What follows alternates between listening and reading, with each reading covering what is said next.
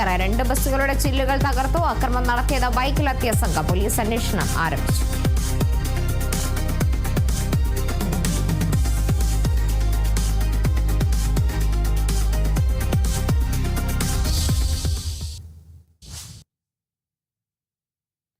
പ്രതിപക്ഷ ഉപനേതാവ് പദവിയിൽ പിണറായി വിജയനെതിരെ രൂക്ഷ വിമർശനവുമായി CPI മുഖപത്രം ജനയുഗം. എല്ലാം താനാണെന്ന ഭാവം ഒരു കമ്മ്യൂണിസ്റ്റ് നേതാവിന് ചേർന്നതല്ലെന്ന് സത്യൻ മൊകേരി ലേഖനത്തിൽ പറയുന്നു. LDFന്റെ അന്തസത്ത കൂട്ടായ നേതൃത്വമാണെന്നും ലേഖനത്തിൽ പറയുന്നു. ഡി ബിനോയുണ്ട് വിവരങ്ങളുമായി. ബിനോയ്, എന്തായാലും ഈ പ്രതിപക്ഷ ഉപനേതാവ് പദവിയെ ചൊല്ലിയുള്ള തർക്കം കഴിഞ്ഞ കുറെ നാളുകളായി CPIക്കിടയിലും CPIഎമ്മിനിടയിലും രൂക്ഷമാകുന്ന സാഹചര്യമാണ് നമ്മൾ കണ്ടുകൊണ്ടിരുന്നത്. അതിനിടയിലാണ് ഇപ്പോൾ എന്തായാലും പിണറായി വിജയനെതിരെ ജനയുഗം രൂക്ഷ വിമർശനം നടത്തിയിരിക്കുന്നത്. എങ്ങനെയാണ് മറ്റ് വിവരങ്ങൾ? കഴിഞ്ഞ 2 ദിവസമായി CPI നേതാക്കൾ വലിയ തരത്തിലുള്ള വിമർശനമാണ് പ്രതിപക്ഷ നേതാവ് പിണറായി വിജയനെതിരെ ഉയർത്തുന്നത്. കാരണം അദ്ദേഹം അന്ന് വാർത്താ സമ്മേളനത്തിൽ പറഞ്ഞ വാക്കുകളാണ് CPI നേതാക്കന്മാരെ ചൊടിപ്പിച്ചിരിക്കുന്നത്. പ്രതിപക്ഷ നേതാവ് ഒരു കത്ത് നൽകി കഴിഞ്ഞാൽ, സ്പീക്കർക്ക് ഒരു കത്ത് നൽകി കഴിഞ്ഞാൽ പ്രതിപക്ഷ ഉപനേതാവിനെ നിയമിക്കാനാകും, അത് CPIഎമ്മിൽ നിന്നാകും എന്ന് അദ്ദേഹം പറഞ്ഞിരുന്നു. പക്ഷേ അത്തരത്തിൽ ഒരു പ്രഖ്യാപനം നടത്തുവാനുള്ള അധികാരവും അവകാശവും പ്രതിപക്ഷ നേതാവിനില്ല എന്നാണ് ഇപ്പോൾ CPI നേതാക്കൾ പറയുന്നത്. പ്രത്യേകിച്ചും കഴിഞ്ഞ ദിവസം മുതൽ തന്നെ CPIയുടെ നേതാക്കന്മാരെല്ലാം ഈ പ്രസ്താവനയ്ക്കെതിരെ രംഗത്തെത്തിയിരിക്കുന്നു. ഇന്ന് മുതിർന്ന CPI നേതാവ് സത്യൻ മൊകേരിയാണ് അവരുടെ പത്രമായ ജനയുഗത്തിലൂടെ തന്നെ പുറത്ത് പറയാനുള്ള കാര്യങ്ങൾ പറഞ്ഞിരിക്കുന്നത്. അതിലേറ്റവും പ്രധാനപ്പെട്ട കാര്യം രാജാവ് ഭൃത്യൻ മനോഭാവം വെടിയണം എന്ന ഒരു നിർദ്ദേശമാണ് അദ്ദേഹം മുന്നോട്ട് വയ്ക്കുന്നത്. കാരണം CPIയും ഇടതുമുന്നണിയിൽ CPIക്കും CPIഎമ്മിനും തുല്യമായ പ്രാധാന്യമാണ് ഉള്ളത്. അതിൽ വലിപ്പ ചെറുപ്പങ്ങൾ ഇല്ല എന്ന് തന്നെ സൂചന നൽകുന്നു.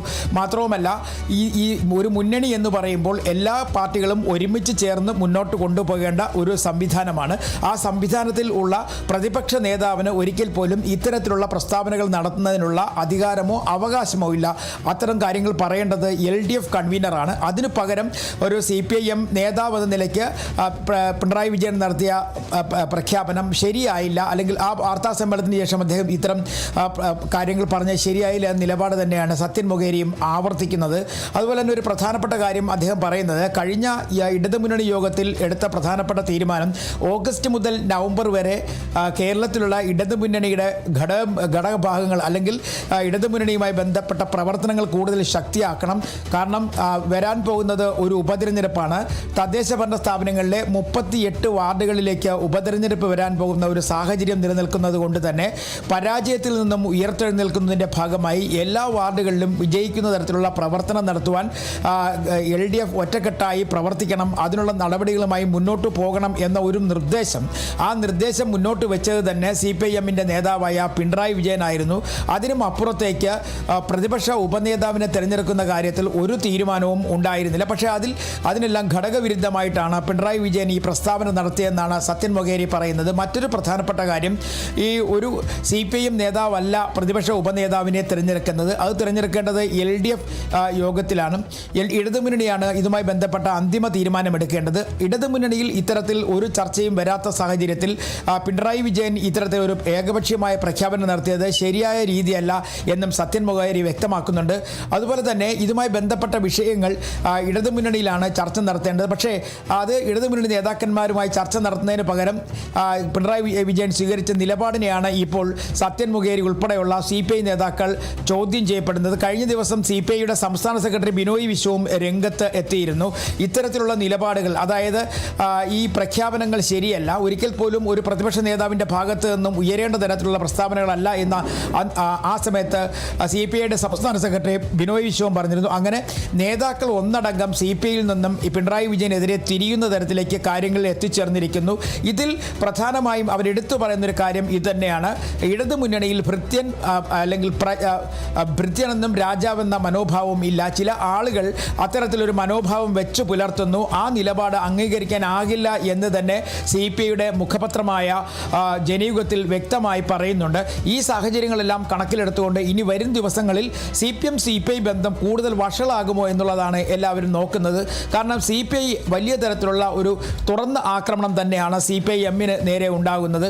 ഈ വിഷയത്തിൽ ദേശീയ നേതൃത്വം ഇടപെട്ട് ചർച്ചകൾ നടത്തുന്നതിനിടയിൽ ഇതിൽ ഒരു തരത്തിലും ഇത്തരം പ്രസ്താവനകൾ നടത്താൻ അർഹനല്ലാത്ത ഒരാൾ ഒരു പ്രസ്താവന നടത്തിയത് എന്നാണ് CPI തന്നെ പറഞ്ഞു വെക്കുന്നതും. കാരണം ഡി രാജ MA ബേബിയുമായി ഈ വിഷയത്തിൽ ചർച്ച നടത്താൻ തീരുമാനിച്ചിരുന്നു. അത് ഡൽഹിയിൽ ഇതുമായി ബന്ധപ്പെട്ട ചർച്ചകൾ നടത്തുകയും കഴിഞ്ഞ ദിവസം അദ്ദേഹം മാധ്യമങ്ങളെ കണ്ടപ്പോൾ തന്നെ വിവരങ്ങൾ പറയുകയും ചെയ്തിരുന്നു. അതിന് തൊട്ടു പിന്നാലെയാണ് ഇപ്പോൾ CPI മുഖപത്രത്തിലും ഇത്തരത്തിൽ കടുത്ത വിമർശനം സത്യൻ മുഖേരി ഉന്നയിച്ചു ഇരിക്കുന്നത്. അത് മാത്രവുമല്ല, ഇത്തരത്തിലുള്ള പ്രസ്താവനകൾ ഇടതുമുന്നണിയുടെ കെട്ടുറപ്പിനെ കാര്യമായി ബാധിക്കും. ഒറ്റക്കെട്ടായി പ്രവർത്തിക്കേണ്ട സംവിധാനമാണ് ഇടതുമുന്നണി. പക്ഷേ അതിൽ ഒരു നേതാവ് മാത്രം അദ്ദേഹത്തിന് താല്പര്യമുള്ള കാര്യങ്ങളെക്കുറിച്ച് പ്രസ്താവനകൾ നടത്തുന്നത് യോജിച്ച രീതിയല്ല എന്ന് തന്നെ വ്യക്തമായ ഭാഷയിൽ സത്യൻ മുഖേരി പറയുകയും ചെയ്യുന്നുണ്ട്. അപ്പോൾ ഇനി വരും ദിവസങ്ങളിലൊക്കെ തന്നെ ഇത് വലിയ തരത്തിലുള്ള രാഷ്ട്രീയ ചർച്ചയ്ക്കുള്ള വഴിവെച്ചിരിക്കുന്നു എന്ന് വേണമെങ്കിൽ നമുക്ക് പറയാം. മറ്റൊരു കാര്യം, എന്നാൽ ഈ CPIയുടെ നിലപാടിനെ മുൻ മന്ത്രി വി ശിവൻകുട്ടി ചോദ്യം ചെയ്തിട്ടുണ്ട്. CPIക്ക് നിരക്കാത്ത തരത്തിലുള്ള പ്രസ്താവന CPI നേതാക്കന്മാരുടെ ഭാഗത്തു നിന്നുണ്ടാകുന്നു. ഇതുമായി ബന്ധപ്പെട്ട കാര്യങ്ങളൊക്കെ തീരുമാനിച്ച തരത്തിലാണ് മുന്നോട്ട് പോകുന്നത്. അതിനിടയിൽ CPIയുടെ നേതാക്കന്മാർ നടത്തുന്ന പ്രസ്താവന യോജിച്ചതല്ല എന്ന് മുൻ മന്ത്രി വി ശിവൻകുട്ടിയും പറയുന്നുണ്ട്. അപ്പോൾ ഇതിനകത്ത് മറ്റൊരു കാര്യം, നേതാക്കന്മാർ തമ്മിൽ തന്നെ അങ്ങോട്ടും ഇങ്ങോട്ടുമുള്ള വാക്പോരിലേക്ക് കാര്യങ്ങൾ എത്തിച്ചേർന്നിരിക്കുന്നു. അത് രാഷ്ട്രീയപരമായ കൂടുതൽ പ്രതിസന്ധിയിലേക്ക് പോകും എന്നുള്ളത് ഉറപ്പാണ്. ഇടതുമുന്നണിയുടെ കെട്ടുറപ്പിനെ തന്നെ ബാധിക്കാനുള്ള സാധ്യതയുമുണ്ട്. നേരത്തെ തന്നെ CPI പറഞ്ഞ ഒരു പ്രധാനപ്പെട്ട കാര്യമുണ്ട്.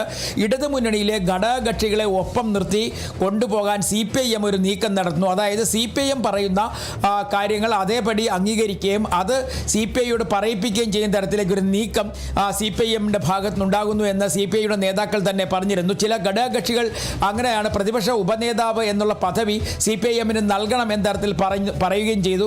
ഇത്തരം നിലപാടുകൾ ശരിയല്ല എന്ന് CPIയുടെ നേതാക്കളും പറയുന്നുണ്ട്. എന്തായാലും അതിനെല്ലാം ഉപരിയായി മറ്റൊരു പ്രധാനപ്പെട്ട കാര്യം, തെരഞ്ഞെടുപ്പ് കഴിഞ്ഞ ഉടൻ തന്നെ CPIയുടെ സംസ്ഥാന സെക്രട്ടറി തന്നെ AKG ഭവനിൽ എത്തിക്കൊണ്ട് പ്രതിപക്ഷ ഉപനേതാവ് പദവി അവർക്ക് വേണം എന്ന നിലപാട് അവർ അറിയിച്ചു. തൊട്ടു പിന്നാലെ ഇടതുമുന്നണി കൺവീനർ CPIയുടെ സംസ്ഥാന കമ്മിറ്റി ഓഫീസിലെത്തുന്നു. അവിടെ വെച്ചും ചർച്ചകൾ നടത്തിയിരുന്നു. അങ്ങനെ അങ്ങോട്ടും ഇങ്ങോട്ടുമുള്ള ചർച്ചകൾ പുരോഗമിക്കുന്നതിനിടയിൽ പ്രതിപക്ഷ നേതാവ് തന്നെ ഇത്തരത്തിൽ ഒരു പ്രഖ്യാപനം നടത്തിയത് അത് ശരിയായില്ല എന്നാണ് ഇപ്പോൾ CPI തന്നെ പറഞ്ഞു വെക്കുന്നത്. മാത്രമല്ല, അതിന് തൊട്ടു പിന്നാലെ CPIMന്റെ നേതാക്കന്മാരും CPIക്കെതിരെ കടുത്ത വിമർശനവുമായി രംഗത്ത് എത്തിയിട്ടുണ്ട്.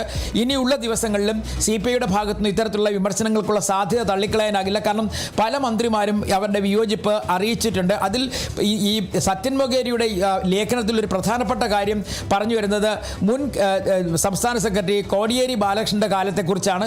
കോടിയേരി ബാലകൃഷ്ണൻ പാർട്ടി സംസ്ഥാന സെക്രട്ടറി ആയ സമയത്ത് അദ്ദേഹത്തിൻ്റെതായ നിലപാടുകൾ ഉണ്ടായിരുന്നു.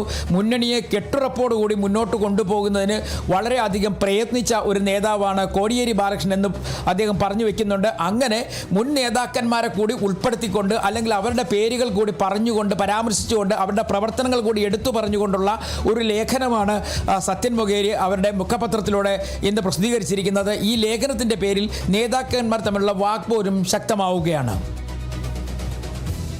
ശരി, വ്യക്തമാണ്. ഡേ ബിനോയാണ് വിവരങ്ങൾ നൽകിയത്.